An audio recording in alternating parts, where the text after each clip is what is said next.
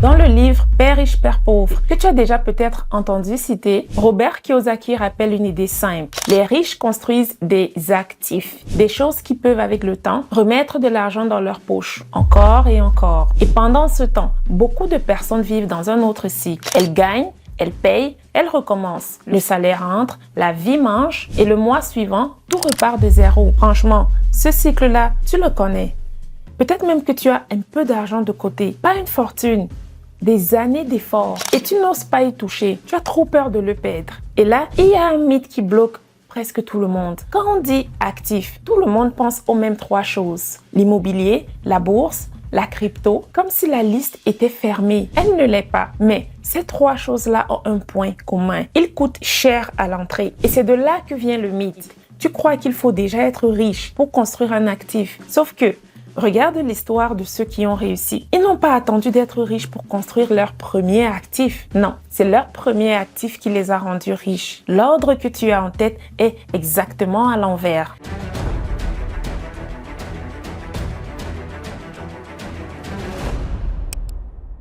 Ce mythe-là, tu ne l'as pas choisi. Tu l'as reçu à la maison. On t'a appris à bien travailler, à bien épargner et à faire attention. C'était sincère, c'était même de l'amour. Mais la construction d'actifs, elle ne faisait pas partie du programme, ni à la maison, ni à l'école, ni au bureau. Alors, tu appliques un programme incomplet, parfaitement, depuis 20 ans. Parce que regarde comment tu fonctionnes avec l'argent. Tu travailles, tu fais attention, tu calcules avant d'acheter. Et petit à petit, tu as réussi à mettre un peu de côté. Mais cet argent-là, il fait quoi concrètement? Il dort sur un compte. Il attend. Et pendant qu'il attend, chaque dollar qui rentre chez toi, c'est encore toi qui vas le chercher. Avec tes heures, ta concentration, ce qui te reste d'énergie le soir. Tu portes tout et lui, il ne porte rien. Et le plus frustrant, c'est que tu fais tout correctement. Tu appliques le programme à la lettre. Travailler, faire attention, mettre de côté. Le programme n'est pas mauvais. Il est juste incomplet. Ta peur de perdre, elle est réelle. Et je ne vais pas te demander de la balayer. Mais cette peur, elle a une racine précise. Alors, reconnaître un actif, c'est une compétence. Ça s'apprend, comme lire, comme conduire. Et rappelle-toi, avant de savoir conduire, toutes les routes faisaient peur. C'est pareil ici. Tant que tu ne sais pas reconnaître un actif, tout ce qu'on te propose ressemble à un risque. Alors, tu restes immobile et tu appelles ça de la peur. Moi, j'appelle ça de la prudence. Sauf que une personne prudente, elle a besoin de vérifier avant de dire oui. Et jusqu'ici, tu n'avais rien pour vérifier. Alors, on va régler ça maintenant. Pour vérifier, il faut d'abord savoir ce que tu cherches. Un actif, c'est quelque chose qui a vocation à produire de la valeur ou des revenus pour toi au lieu de simplement consommer ton argent. Bien sûr, un actif, ça se suit, ça se gère. Un immeuble ne tombe pas du ciel. Il y a des décisions, il y a des étapes, mais la différence, c'est que chaque effort que tu y mets s'ajoute à ce que tu as déjà construit. Rien ne repart de zéro. Et maintenant, tu as ta question pour trier. Est-ce que ça s'accumule ou est-ce que ça recommence? Garde-la, ok? Parce qu'on va prendre les endroits où les gens mettent leur argent en espérant que ça finisse par leur rapporter. Et on va les passer au test, un par un. Prends la boutique ou les stocks. Tu connais quelqu'un qui l'a fait. Peut-être toi, des produits achetés en Chine, des cartons livrés à la maison.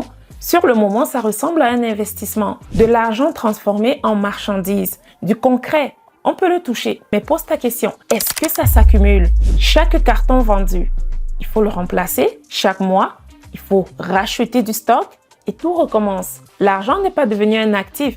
Il a juste changé de place. Il dormait dans ton compte, maintenant il dort dans le garage. La formation, c'est plus subtil. Apprendre n'est jamais perdu. On est d'accord. Mais une formation achetée sans direction, c'est de la connaissance qui dort, elle aussi. Tu regardes des vidéos, tu prends des notes, tu sens que tu avances. Et 6 mois plus tard, qu'est-ce qui s'est accumulé? Des notes? Du doute peut-être, parce que maintenant, tu sais plus de choses, mais tu n'as toujours pas de direction. Le business à la mode, même test, même réponse. Tant que tu ne vérifies pas ce que ton argent devient, tu peux dépenser sérieusement pendant des années et ne rien construire du tout. Une boutique peut marcher, une formation peut tout changer. Tout dépend de ce que ça devient dans ta vie. Une dépense qui recommence ou quelque chose qui s'ajoute à ce que tu construis. Et cette différence-là, elle se vérifie avant de sortir ta carte. On fait ces vérifications ensemble. Là maintenant, la prochaine fois qu'on te présente une façon d'investir ton argent, fais comme si j'étais assise à côté de toi et on vérifie tranquillement avant de sortir ta carte. La première chose qu'on regarde ensemble, c'est ça. Si j'arrête d'ajouter de l'argent, qu'est-ce qui reste? Un immeuble, il reste. Un savoir-faire que tu utilises vraiment, il reste. Mais une publicité qu'il faut repayer chaque mois, des stocks qui dorment, quand tu arrêtes de nourrir, il ne reste rien. Ensuite, on regarde ce que ça te demande pour continuer d'exister. Parce qu'il y a des projets qui grandissent avec ton effort et il y a des projets qui mangent ton effort juste pour rester en vie. De l'extérieur, ça se ressemble. Tu bosses dans les deux cas, mais dans un cas, tu empiles et dans l'autre cas, tu écopes. Et la troisième vérification, c'est la plus importante. Une fois que j'ai payé, est-ce que je sais quoi faire concrètement? Est-ce qu'il y a un chemin, des étapes, quelqu'un qui répond ou est-ce que je me retrouve seule à deviner la suite? Parce que le même montant au même endroit ne donne pas la même chose. Quand tu avances avec une direction et des années à avancer à tâtons, ça coûte plus cher que n'importe quel investissement. 3 vérifications, pas une de plus. Qu'est-ce qui reste? Qu'est-ce que ça mange? Est-ce que je suis accompagnée? Ça tient sur un bout de papier et ça change complètement ce que ton argent devient. Alors, ne repars pas d'ici en pensant que tu as tout faux depuis 20 ans. C'est le contraire. Souviens-toi de ce qu'on a dit au début. Ton programme n'a jamais été mauvais. Il était juste incomplet. Et maintenant, tu sais exactement ce qui lui manquait. L'équation complète a 3 étapes. Gagner, épargner, puis investir. Les 2 premières, tu les maîtrises déjà. Tu l'as prouvé avec des années de rigueur sur un salaire qui n'avait rien d'extraordinaire. Il ne te manque que la 3e étape, une seule. Et pour celle-là, tu n'as plus les mains vides.